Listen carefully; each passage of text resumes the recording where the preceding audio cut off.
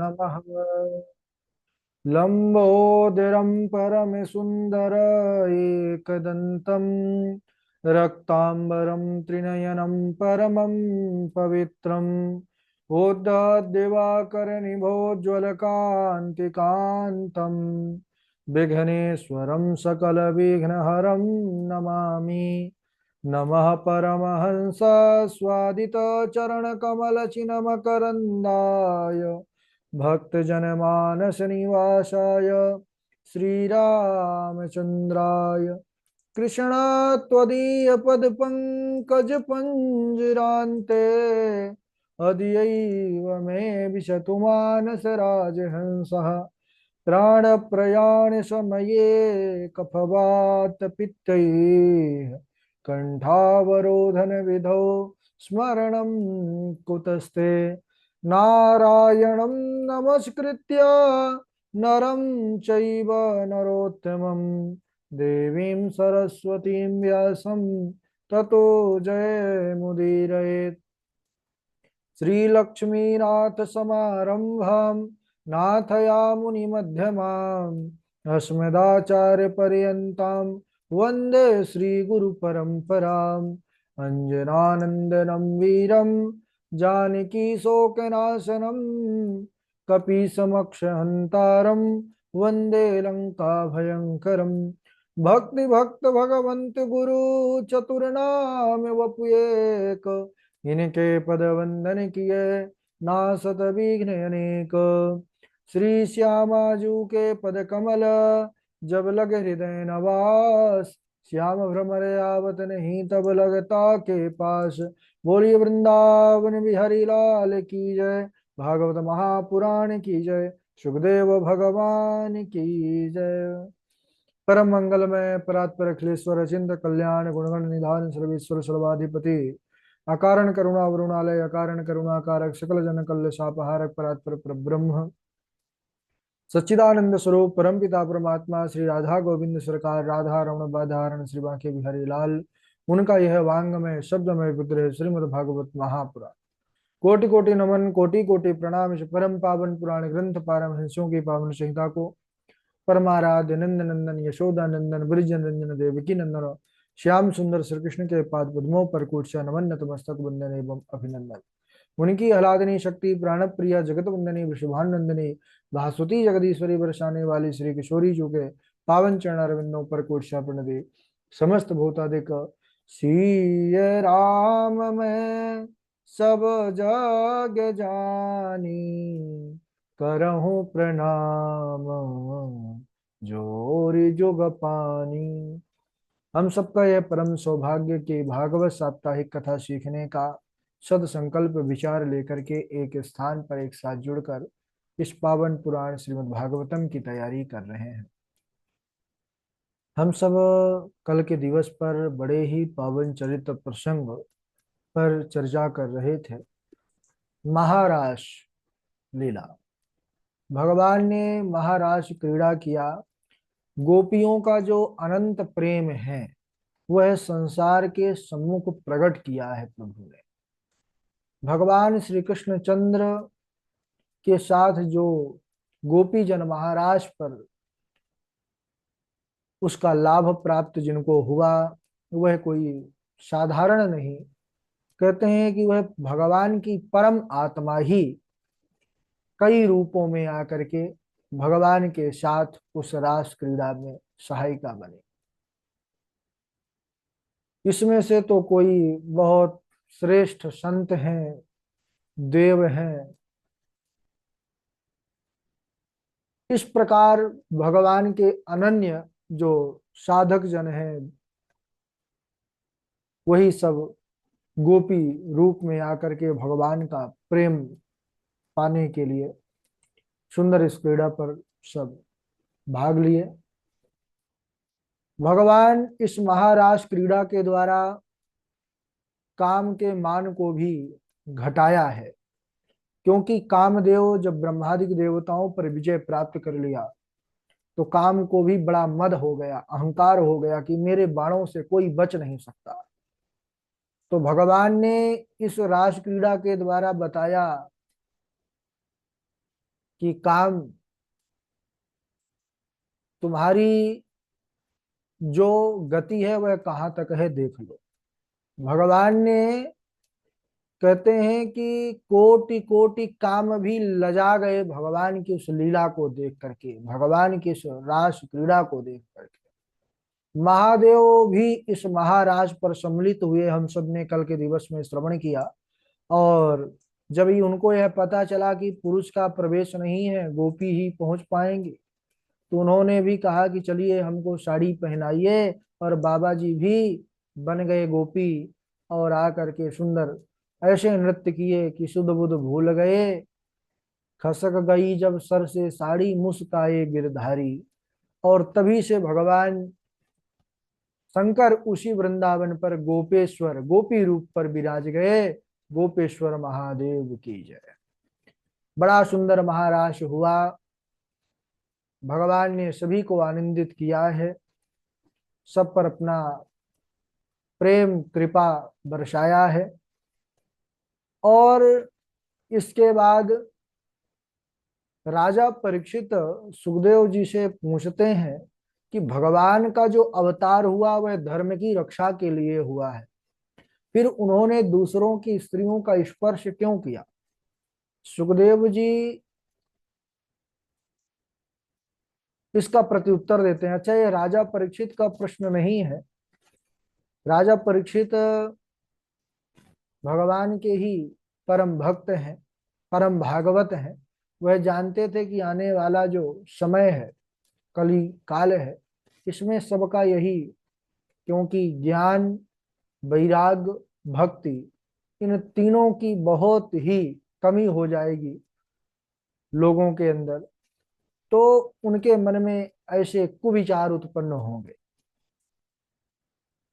तब उन्होंने, सुखदेव जी ने बतलाया कि हे राजन, धर्म व्यतिक्रमो दृष्ट ईश्वराणाम च साहसम, तेजीयसाम न दोषाय वह्ने सर्वभुजो यथा। देखिए, भगवान ही सब रूप में है। भगवान, देखिए, जीव जीव में अंतर हो सकता है, लेकिन भगवान का ही अंश है। जैसे आभूषण स्वर्ण का है, स्वर्ण से हम कई आभूषण बना दें, लेकिन वह कहलाएगा स्वर्ण ही। तो इसी प्रकार परमात्मा का ही सब में अंश है। जीव क्या है? ईश्वर अंश, जीव अविनाशी। वो भगवान ही जो है नाना रूप में है। और दूसरी बात यह है कि जो तेजस्वी होते हैं, सामर्थ्यशाली होते हैं, उनमें दोष नहीं गिना जाता। जैसे तेजी असाम न दोषाय वन्य सर्वभुजो यथा। कहने लगे जैसे अग्नि सब कुछ खा जाती है, परंतु किसी भी पदार्थ से स्वयं वह लिप्त नहीं होती। समरथ को नहीं दोष गोसाई, रवि पावक सुरसर की नाई। अरे भगवान शंकर को देखिए, वह हलाहल विष का पान कर गए। कोई साधारण क्या पान कर सकता था? एक बूंद में ही जल करके राख हो जाता।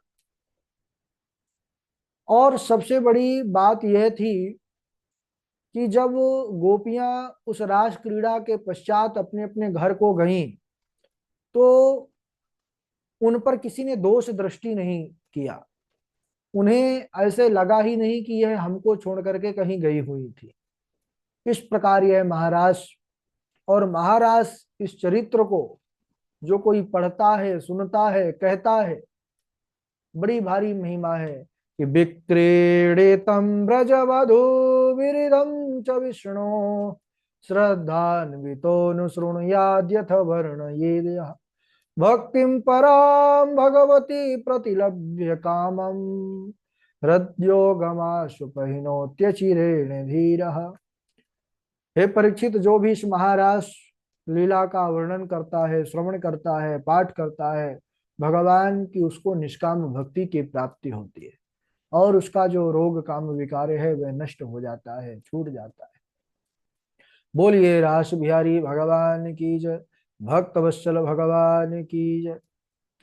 इसके बाद बड़ा सुंदर चरित्र आता है आगे कि एकदा देव यात्रायां गोपाली जात कौतुका, अनोभेदनुद्युक्त त्रयोस्ते अंबिकावनम। हे परीक्षित, एक बार शिवरात्रि का बड़ा ही पावन पर्व था। तो उस शिवरात्रि के पावन उत्सव पर नंद आदि सभी गोपगण, सारे वृंदावन वासी अंबिका वन की यात्रा किए। और अंबिका वन पर जाकर के सबने बड़े प्रेम पूर्वक सुंदर सरस्वती नदी के तट पर भगवान शंकर का पूजन किया, अभिषेक किया और खूब ब्राह्मणों का वहीं पर भोजन करा करके उनको दान दिया। जब रात्रि पर वही नदी के तट पर विश्राम करने लगे तो एक भयंकर अजगर आया और नंद बाबा का पैर उसने पकड़ लिया।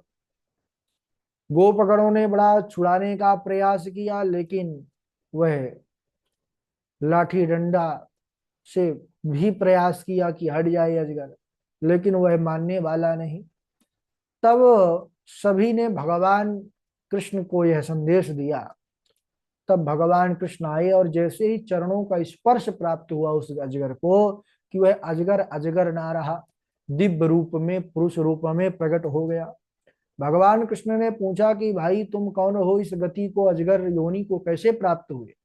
तब उसने बतलाया कि महाराज, अहम विद्याधर कश्चित सुदर्शन इति श्रुतः श्रिया स्वरूप संपत्त्या विमानेन चरादिशः।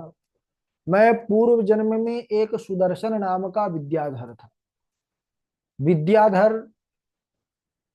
गंधर्व, इन सब की जो शोभा है वो बहुत अधिक है, ये बड़े सुंदर होते हैं। तो उन्होंने कहा मैं विद्याधर था, सुंदर था, इसलिए स्वरूप का मुझे बड़ा अभिमान हो गया।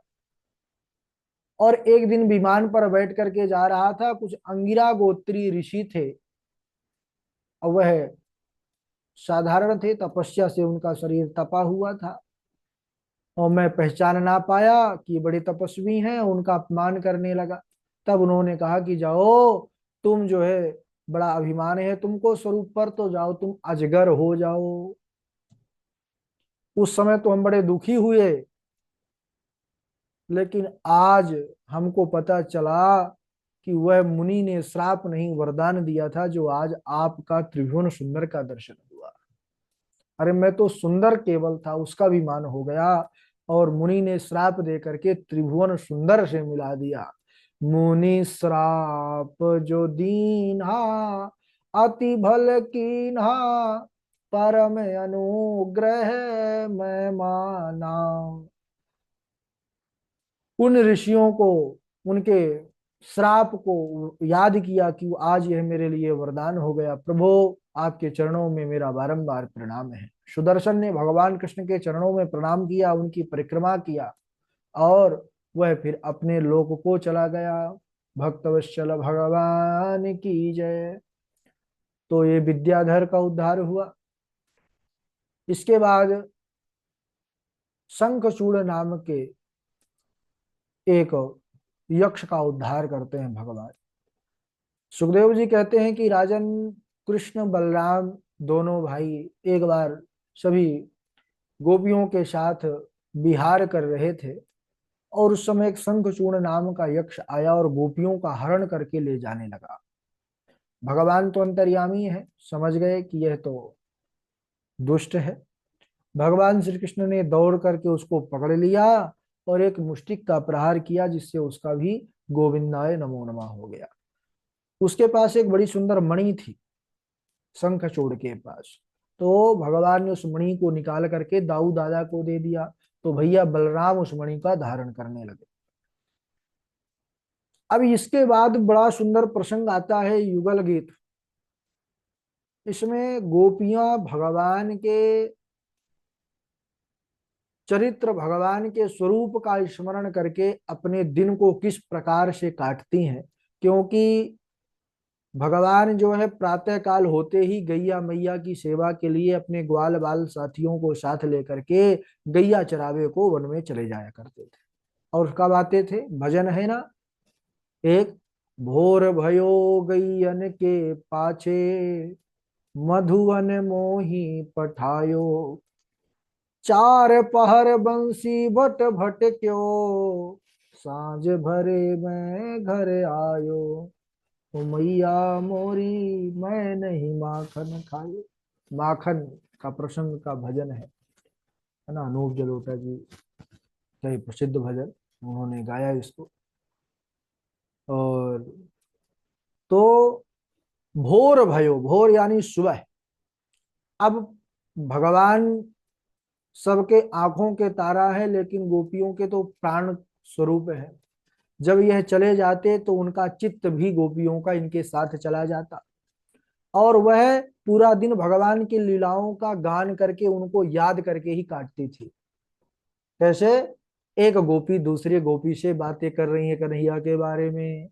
वाम बाहु कृत वाम कपोलो, वल्गिताभ्रुरधिरार्पित वेणुम्, कोमलाङ्गुलभिरार्चितमार्गम्, गोपैरयति यत्र मुकुन्दः, व्योमयानवनिता सह सिद्धैर्विस्मितास्तदुपधार्य सलज्जा, गोपमार्गण समर्पित चित्ता, कस्मलं जयोरपस्मृतनिभ्यः।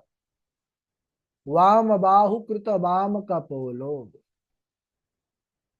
एक गोपी दूसरी गोपी से कहती है कि अरे सखी, जब हमारे प्रियतम सरकार श्याम सुंदर अपने मुखमंडल को अपनी बाहें बाएं बाह की ओर लटका करके और भवों को नचाते हुए अपनी बांसुरी पर, उसके छिद्र पर जब वह अंगुली फिराते हैं, बांसुरी पर बड़ी मधुर तान छेड़ते हैं, और ऐसी तान उस बांसुरी की धुन कि कहते हैं उसको सुन करके बड़े बड़े सिद्धों की जो पत्नियां हैं, देवांगनाएं हैं, वह अपने शरीर की सुध भूल जाती हैं। तो साधारण मनुष्यों की तो कहना ही क्या।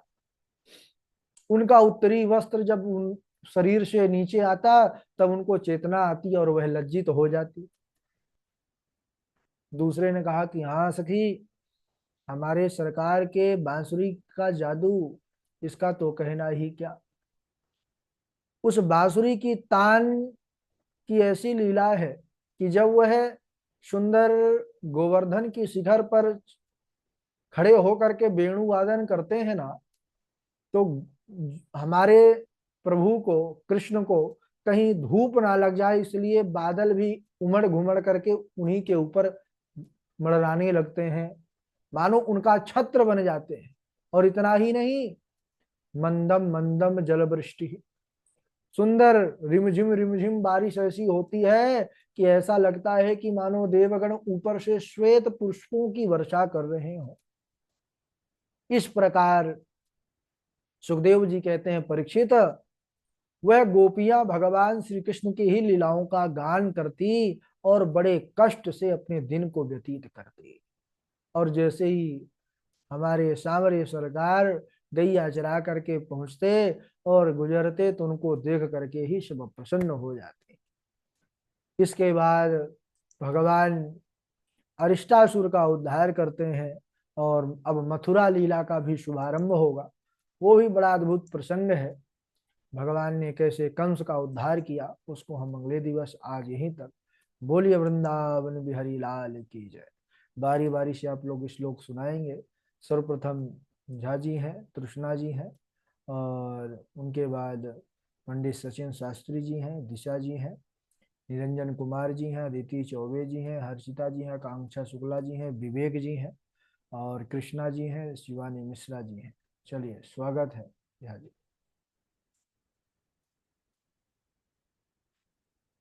व्यस्त हैं तृष्णा जी, आप सुनाइए।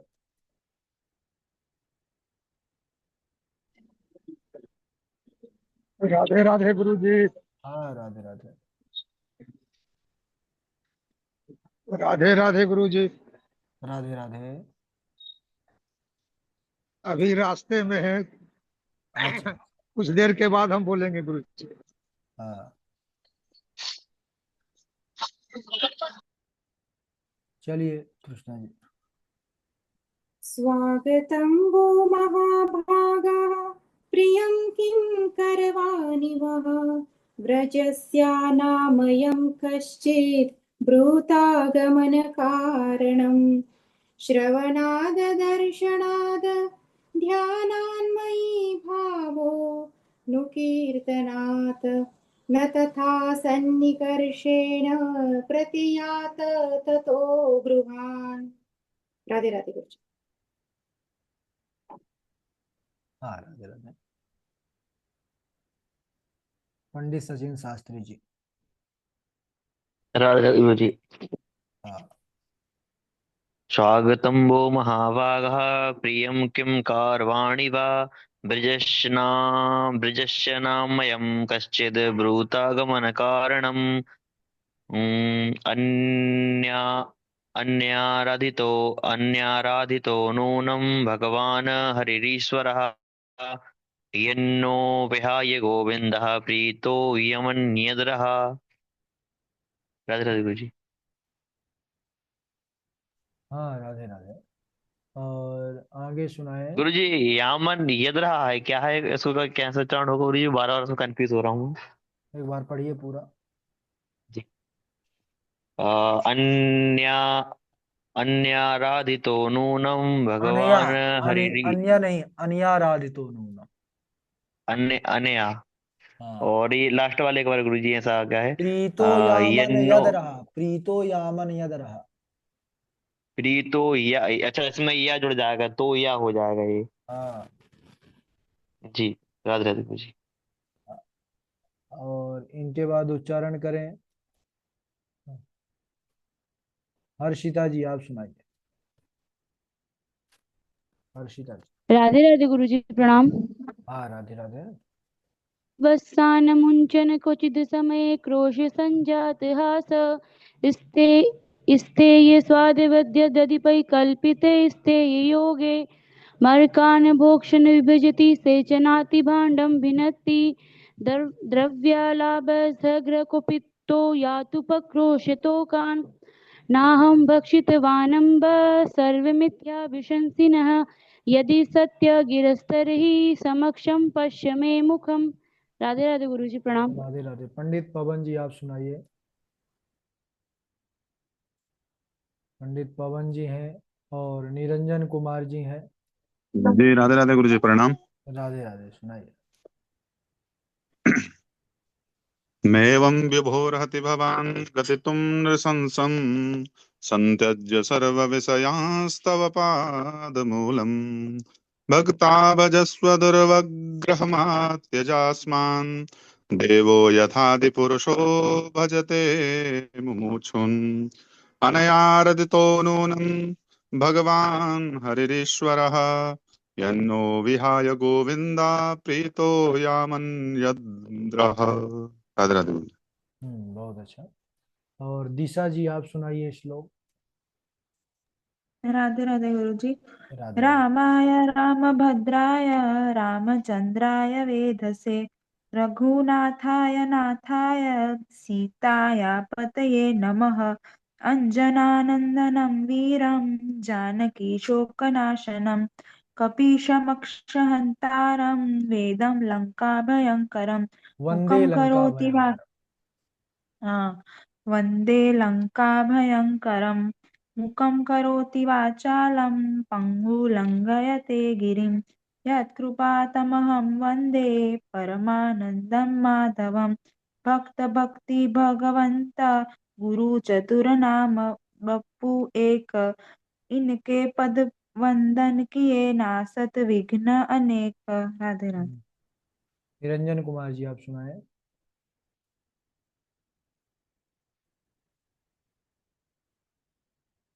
निरंजन जी व्यस्त हैं तो अदिति चौबे जी हैं।